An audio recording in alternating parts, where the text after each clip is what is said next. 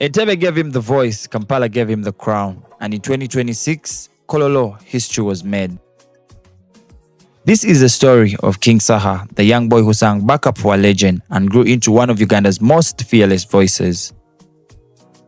Born Semanda Mansoul on September 2, 1989 in Entebbe, King SAHA did not start at the top, he literally started in the background.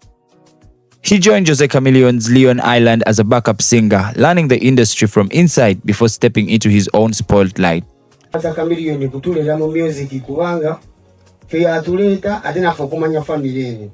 So tumwebaza nnyo okukuuma oluganda olwo n'atatusendera bbali era wetulita ebbanga lyonna. King SAHA is reported to have roots from Rakai district, but music wasn't something he suddenly discovered when the fame was knocking. His musical journey started much earlier. As a young boy, SAHA participated in school and church choirs, and before the microphone became his profession, football was part of his world. In fact, the name SAHA has its own story. He has explained that his friends gave him the name because of his football connection to former French footballer Louis SAHA. The king came in later. And it was a name that would eventually become part of his identity. He studied business administration, eventually completing his studies before fully committing himself to music. And around 2012, the transition became serious. The student was becoming an artist. One of the people who played a role in his journey is producer Didi. Didi has spoken about discovering SAHA and helping nurture his talent when the young musician was still finding his way in the music industry. It was the beginning of a journey that would take SAHA from studio to some of Uganda's biggest stages. King SAHA began building a catalogue that would define his sound and introduce him to a much wider audience. Songs like Mwanagwe, Mulirwana, Gundeze, On My Way, Bidi and Palav became important chapters in his music journey. His music moved across different sounds including R&B, Zouk, reggae and Afrobeat. But perhaps the most important thing was his voice. A voice that people immediately recognized. A voice that would also lead to comparisons with other legendary Ugandan musician, Radio. But SAHA wasn't interested in being a copy of anybody. In an interview, when asked about comparisons between him and Radio's voice, SAHA made his position clear. He wanted people to recognize King SAHA as King SAHA. This King SAHA's voice is like Radio. What does that make you feel when people say that? I just feel happy to be compared to a legend. Yeah, I'm standing by a legend still. I'm so happy. Before the big venues and sold-out crowds, there was a much smaller beginning. In July 2013, King SAHA announced his first ever concert scheduled for 15th and 16th of July at PTC Club on Salama Road, Machindie. The show was advertised and appearances from artists including Jose Chameleon, Professor Big Eye, Maureen Nantume and AK-47. Then came the song that changed everything, Mulirwana. The success of the song gave SAHA the confidence to take on another major step, his first big line concert. The concert, Mulirwana, was held in Kampala in 2014. Contemporary reporting identifies it as the first major concert with Pieta La Bonita listed as the venue. This was the moment King SAHA began moving from a promising singer to a serious headline artist. And the audience was beginning to realize the voice they had been hearing on radio could also command on stage.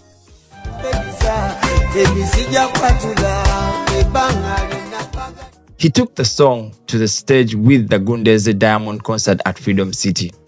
It became his second major concert. The timing was significant because Jose Chameleon was holding his own Wale Wale Double Trouble concert at Chadondo Rugby Grounds on the same day. Yet King SAHA's fans still filled Freedom City. He performed songs including Wina, Signal, Teresa, Bantu Bafe, Susanna, Vimba, Mulirwana and Gundeze. The message was clear. King SAHA was no longer simply riding on one hit. He was building an audience of his own.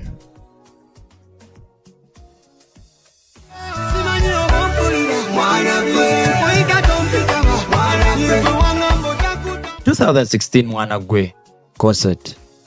The song became another major release in SAHA's catalogue, and sources documenting his career list a Mwanagwe concert in 2016 again at Freedom City. By this point, the pattern was becoming clear. Every major song was creating another reason for King SAHA to return to stage. He wasn't just releasing music, he was building a live band. In 2019, King SAHA staged Bidi. which became one of the biggest chapters in his journey. January 2019, King Saha took over Chadondo Rugby Grounds for a long-awaited Bidi Bidi concert. This was a different King Saha. He arrived at the venue in a Range Rover Sport, dressed and presented like the king his stage name promised. And he wasn't alone. The concert featured some of Uganda's biggest names, including Jose Chameleone, Palaso, Nina Rose, Waiki Benda, Jackie Chandiru, Pastor Wilson Bugembe, Mickey Wine, Fefe Busi, Aziz Azion, and Spice Diana, among others. This was no longer an upcoming artist show. This was an established star commanding one of Kampala's major outdoor concert venues, Chadondo Rugby Grounds. Keep a distance,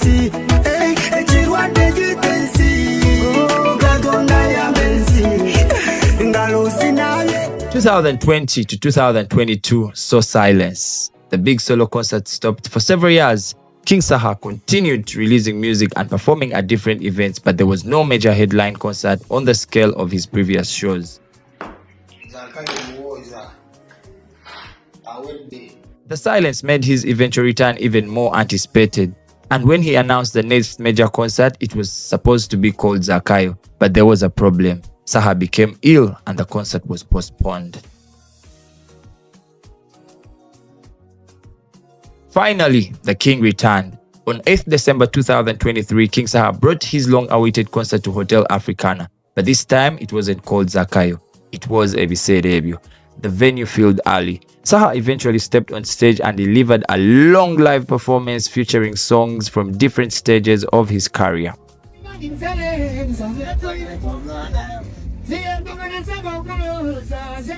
Then came another major milestone, King Saha live in concert January 24th, 2025 at Lugogo Cricket Oval.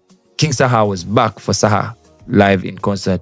This concert was particularly significant because it came with controversy before the first note was even played.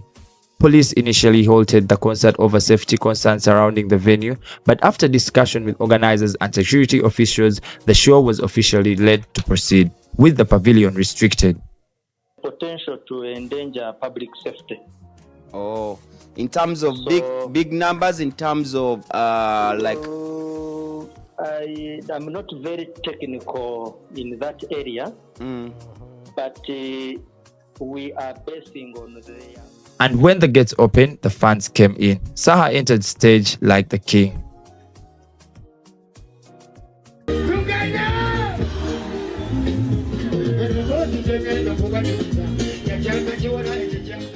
On 21st November 2025, he returned to the same venue for another major concert, and once again, the venue filled with fans.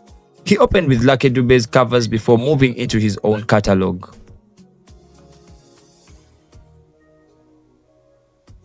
The story furthermore continued in 2026 at Kololo, staging what today some Ugandans consider as one of the biggest concerts held in Ugandan history, Chondeke Kololo 2026. The concert happened on the 14th day of August.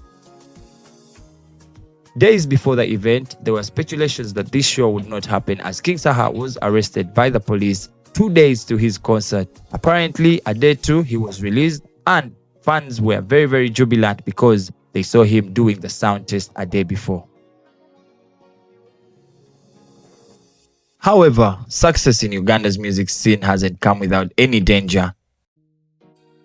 In 2026, a bitter escalating feud with fellow musician Palaso turned violent. Clashes, injuries, accusations on both sides. Then, on August 11, 2026, reports emerged that Saha was taken away from Chanja home by armed men, days before a planned concert. An event still unfolding as his story is told, and one of both sides describe it differently. Semanda Mansoul, also known as King Saha, made us proud again. He pulled one of the biggest concerts in recent Ugandan history. This was not just about King Saha. This was about... As King Saha's name began growing in Uganda's music industry, another important relationship was taking shape. His connection with Bobby Wine and Firebase family became one of the notable chapters of his journey. And perhaps one of the clearest signals of their friendship came in 2023. At King Saha's Ebiserebyo concert at Hotel Africana, Bobby Wine was among those who showed up to support him. For an artist who had spent years building his own identity, having one of Uganda's biggest stars standing in his corner was a significant moment.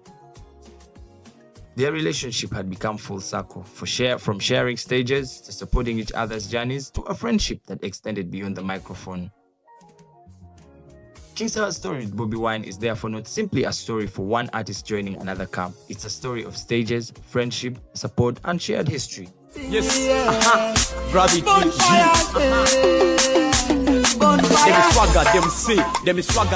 Gravity Mutuju is another one of those early collaborators. Before Mulirwana made King Saha a household name, he was already experimenting with collaboration.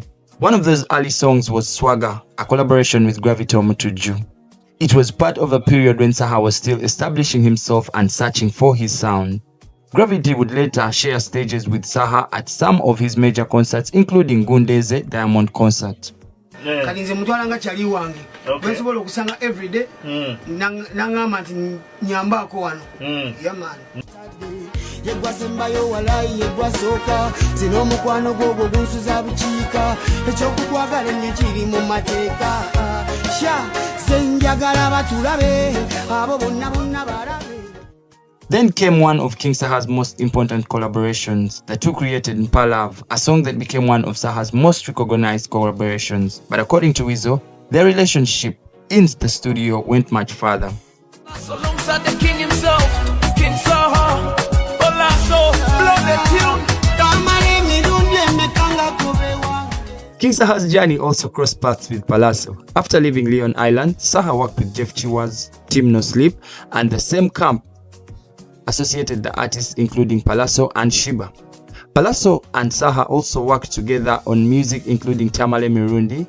This period was important because Saha was no longer simply the young artist discovered by Chameleon, he was building himself.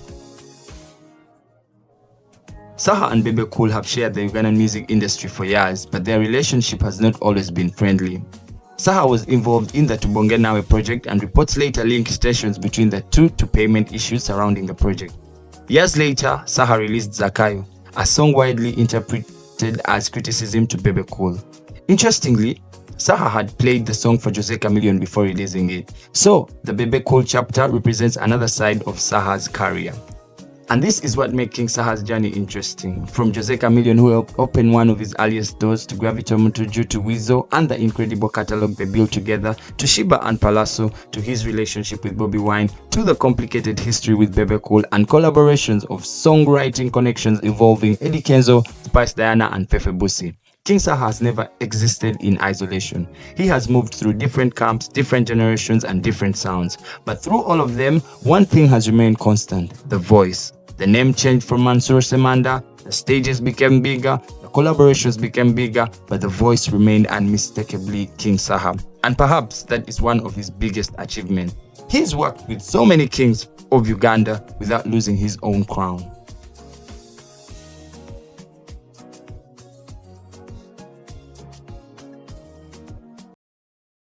Every artist eventually has to answer one question: what will remain when the music stops? For King Saha, the answer may already be in the songs, from school and church choirs to studios. From a young football-loving boy called Mansoul to an artist known across Uganda as King Saha, his story is not simply about fame. It's about finding his voice, protecting that identity, and building a kingdom around it. And perhaps that is why, after all these years, when the microphone comes on and that voice begins to sing, Ugandans already know who it is: King Saha. The king isn't just a name, the voice is the crown.